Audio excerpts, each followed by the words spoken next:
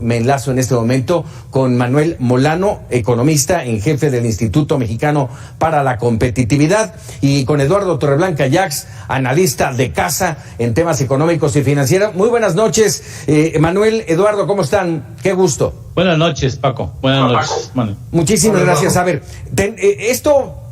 cuando lo platicamos realmente, y me declaro neófito en la materia, no se entiende. A ver, ¿qué son los DEC? ¿Qué significan? ¿Es un préstamo? ¿Es un apoyo? ¿México tiene que pagar algo por ello, Manuel? Mira, Eduardo, el Fondo Monetario Internacional es una de las instituciones que surgen en la posguerra y que surgen como resultado de los acuerdos de Bretton Woods. Antes de los acuerdos de Bretton Woods, los países tenían depósitos en oro, tenían reservas en oro en distintos bancos centrales y comerciales del mundo, principalmente en Londres. Otra fuente grande de oro era Estados Unidos. Llegó un momento en que ya no era conveniente estar manejando la economía global con base en estos depósitos de lingotes de oro. Hacía la transacción entre países y entre bancos centrales muy difícil. Y entonces el Fondo Monetario Internacional surge como una de las instituciones para crear estabilidad macroeconómica en países donde hubiera algún tipo de crisis financiera, fiscal o de balanza de pagos, ¿no?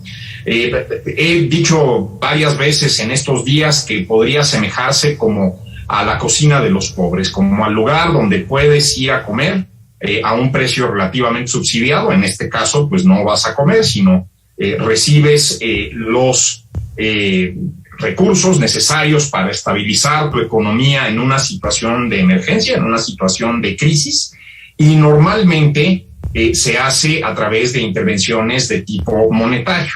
Los DECs son un depósito que los países hacen en el fondo. El fondo, pues como su nombre lo dice, es un acopio de recursos que en el momento en que hay una crisis monetaria en Argentina, o una crisis monetaria en Congo, o una crisis monetaria en Haití, va y hace una intervención, una participación con el gobierno local para estabilizar la economía. El fondo ha estado haciendo crecer su arsenal de recursos y por eso crecen estas asignaciones hacia los países miembros, hacia los países socios, porque quieren tener un arsenal mucho más potente para atender posibles crisis macroeconómicas, pues a partir de no solamente la crisis de COVID-19, sino de la crisis financiera de 2008-2010, el banco ha ido fortaleciendo sus activos, el fondo ha ido fortaleciendo sus activos. En este sentido, pues es un derecho que tiene el Banco Central para acudir a ciertos recursos de emergencia, pero si me regreso a mi analogía de la cocina popular, aunque la cocina me cobre la comida en 50 y yo pague 100 y me guarden 50 cada vez que como, por si un día alguien de mi familia tiene una emergencia, pues tampoco puedo llegar yo a la cocina popular un día y decir, oiga, fíjese que ya he comido 1000 veces aquí, ¿por qué no paga usted mi hipoteca? Y eso es un poco lo que está tratando de hacer el gobierno. Realmente esos activos no son la fuente de financiamiento más adecuada para el pago de la deuda externa. El pago de la deuda externa e interna pues se logra mucho mejor emitiendo bonos, emitiendo deuda a menores tasas y a mayores plazos, dado que el gobierno es el único ente, el Estado es el único ente que los inversionistas tienen la certeza de que no va a quebrar, que va a seguir existiendo. Pues por eso esa es la mejor manera de hacerlo, porque hay mucho capital dispuesto a financiar gobiernos. Pero le pregunto a Eduardo Torreblanca, ¿no estamos hablando entonces, por lo que entiendo, de dinero fresco, de dinero contante y sonante, valga el término? Es una unidad de cuenta, como bien lo ha explicado Manuel. Digamos, es una moneda y es un vale, bono, digámoslo así, para un bono de manera popular que se da a los miembros, a los 190 miembros del Fondo Monetario Internacional. Lo que quiere el FMI con esto es tratar de evitar una crisis o una propiciar una salida más rápida a las crisis económicas que han derivado, o estrecheces económicas que han derivado de la pandemia. Entonces no es dinero fresco. Lo que tiene que hacer cada banco central o cada gobierno que quisiera disponer de esos derechos especiales de giro es canjearlos, o sea, cambiar, hacer el pago de lo que significan esos DEX, esos derechos especiales de giro, por la moneda que quisieran utilizar para lo que quisieran utilizarla. En teoría, puedes utilizarla para fortalecer la planta productiva, para dar financiamiento quizás a las empresas que lo necesitan, en programas especiales para la generación de empleo, por ejemplo, pero este gobierno está empeñado en utilizarlo para el pago anticipado de la deuda. A ver, que hay muchas clases de deudas, ya habría que ver a cuál le dedica, ¿no? Claro. A ver, suena interesante, insisto, soy neófito en la materia, suena interesante ir quitando deuda porque pues nos va ahorcando finalmente. Pero bueno, más allá de eso, y permítame la expresión, haya sido como haya sido, pues hay 8,542 millones de DEX o 12,117 millones de dólares que ahí tenemos. ¿Qué puede hacer México con esos recursos? Inicio contigo, Eduardo. Pues los puede dejar ahí, puede, como quiere el presidente, sacarlos del Banco de México y pagar deuda, anticipar de deuda. Habrá que ver qué deuda quiere bajar, si la interna, la externa, la de Pemex, la de la CFE, en fin. Puede también aplicar programas de apoyo a empresas, ¿no? Por ejemplo, podría utilizarlos para esa manera, para incentivar a algunas regiones en el país, para establecer algún tipo de financiamiento vía la banca de desarrollo que tengo entendido que sigue existiendo en México, o puede establecer programas especiales para la generación de empleo formal en el país. O sea, tiene muchas alternativas. Puede hacer una fiesta, no sería lo más recomendable, pero bueno, pues el presidente insiste en pagar anticipadamente la deuda, y a eso se va a hacer una vez que el gobernador del Banco Central, Alejandro Díaz de León, en su momento, ya hace como un poco más de 2 o 3 semanas, dijo que sí se podía, que sí hay que guardar las formas, porque el Banco de México es muy celoso de que no le vaya a llegar manotas y le meta recursos a las reservas internacionales. Ya ha habido ilustres ideas al principio de esta administración de los legisladores que no entienden nada de finanzas, pero tienen ideas muy buenas como para sacar y disponer de las reservas para utilizarlas para otros propósitos que no son las reservas internacionales. A ver, insisto, suena interesante, Manuel, pero ¿es viable pagar la deuda? ¿Nos beneficia pagar? ¿Qué implicaría cambiar esos DEX? Hasta donde entiendo se tienen que cambiar por billetes verdes o billetes en pesos. ¿Qué implica para el país? En realidad los DEX no son un bono muy líquido, no son un bono altamente negociable. Yo no puedo ir y pagar la nómina de la Secretaría de Desarrollo Social mañana con esos DEX. No es adecuado. Quizás aquí hay que pensar primero quién es el dueño de los activos. Sí, el dueño de los activos es el Estado mexicano, pero es dueño a través de quién, es dueño a través del Banco de México. Todos los activos que tiene el Banco de México, sea la Reserva Internacional, sean derechos especiales de giro depositados en el Fondo Monetario Internacional, sea oro depositado en una bóveda en Londres, está respaldando alguna operación crediticia que está haciendo el Banco Central. ¿A qué me refiero con esto? Si yo soy un inversionista alemán, llego con mis 100,000 euros y digo, quiero hacer negocios en México, voy, me presento en un banco en México, entrego mis 100,000 euros, mando un giro o lo que sea, y me entregan pesos que se depositan en una cuenta de banco. El banco comercial, que hace con esos euros, se los da al Banco de México, y el Banco de México le facilita pesos a ese banco para que haga las operaciones necesarias con su cliente, ¿no?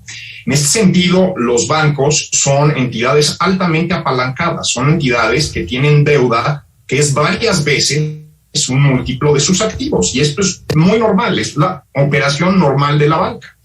Entonces, ¿qué sucede? Si yo soy el gobierno y digo, es que pues el banco es del Estado mexicano, yo puedo disponer de los recursos que tiene el banco, aunque sean derechos especiales de giro depositados en el Fondo Monetario Internacional. Pues sí, pero para hacer eso lo que necesitas hacer es sacar recursos de la tesorería o sacar recursos de un bono, darle un cheque al Banco de México y que el Banco de México te entregue los DEX o los recursos líquidos o el activo que necesites. La razón por la cual hacemos eso es porque si yo, inversionista europeo, llego de regreso y digo, ya me voy de México, aquí están mis pesos, regrésenme mis euros, tiene que haber estadísticamente, actuarialmente, suficientes recursos para que podamos fondear esas operaciones. Entonces, digamos, esas reservas, esos DEX, todo ese oro, todos esos activos que tiene el Banco Central no están ociosos.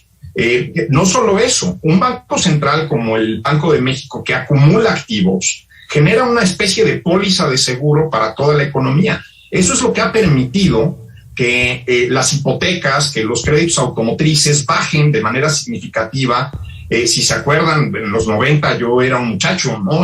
Pero pues comprar un coche era mucho más caro en términos de tasa de interés. Una hipoteca era algo mucho más difícil y mucho más costoso. El que haya reservas permite bajar el costo de financiamiento de toda la economía. Y por eso los recursos del Banco Central no tienen que estar a la mano para que el gobierno los use para liquidar deuda. Ahora, no toda la deuda es mala. Una deuda de largo plazo, a costos de financiamiento bajos, que tienes un bono a 50 años que se puede reemplazar por otro bono a 100 años después con una tasa mejor, no necesariamente es algo malo. A ver, déjame ahora ir con Eduardo. Con esto que nos está diciendo Manuel, tengo tres incógnitas. Uno, ¿dónde queda la autonomía del Banco de México para decidir qué hacer con lo que tiene, con esas reservas? La otra, por lo que nos dice Manuel, para tener ese dinero fresco, el gobierno mexicano tendrá que pagar por Sí. para convertir ese dinero. Y entonces, ¿dónde está la ganancia? Bueno, tendrás que emitir deuda en pesos y con esos pesos pagar el equivalente en dólares que quieres sacar para hacer el pago anticipado de la deuda, dependiendo qué es la deuda. ¿Hablas de generar CETES, por ejemplo? No, de generar una colocación de deuda en los mercados internacionales. Sí, que por esa cantidad no es fácil ir, o sea, tendría que hacerlo, supongo, en un par de tramos. Uh-huh. Ahora, el Banco Central marca las reglas. El dinero es, en teoría, del Estado mexicano. El depositario es el Banco Central y tiene puede entregar el recurso. Le abrió la puerta a Alejandro Díaz de León a la intención del gobierno, y tendrá que cumplir determinadas reglas para que el asunto acabe siendo transparente. Finalmente, lo que hace el Banco de México es pues circunscribir la operación a los marcos de ley que tiene permitido hacer este tipo de maniobras, digámoslo así, ¿no? Está el Comité de Cambios también, un grupo de especialistas en la materia financiera, en donde participa la Secretaría de Hacienda, que tendrán que autorizar la operación, por supuesto. O sea, el asunto no es sencillo, no es complejo, no solamente entenderlo, sino también operarlo. Y yo creo que, bueno, pues el presidente insiste en que se va a hacer así, y pues así se hará. Sabemos que es excesivamente ortodoxo en la materia de deuda. Hubiera habido otras alternativas, incluso más lustrosas para la promoción de la actividad económica, pero no lo quiere hacer, lo quiere hacer al antiguo, quiere pasar a la historia como un presidente que no endeudó, y no estoy seguro que acabe siendo también así recordado en términos económicos.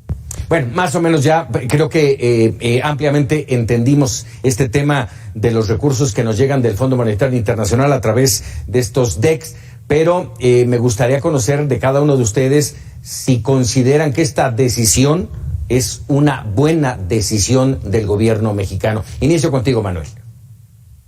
Finalmente, si el gobierno mexicano quiere pagar sus obligaciones financieras o quiere pagar deuda anticipadamente, puede hacerlo. Quizás no es el mejor momento para hacerlo. Hay que aprovechar que hay tasas bajas en el mercado, que hay muchos recursos de capital que están buscando un puerto seguro en donde estacionarse y capear la crisis, y yo creo que es un gran momento para tomar deuda. El presidente es ultraconservador como el estado de Tlaxcala constitucionalmente pues no toma deuda, pues bueno, pues se vale, ahí es quizás un tema de preferencias, y bueno, pues por eso los electores lo eligieron. Aquí lo importante es que al final del día, para liquidar cualquier deuda del Estado mexicano, hay que cobrar impuestos. Si yo quiero liquidar $1 de deuda, tengo que cobrar $1 de impuestos. Y esta es la parte donde se nos complica la ecuación.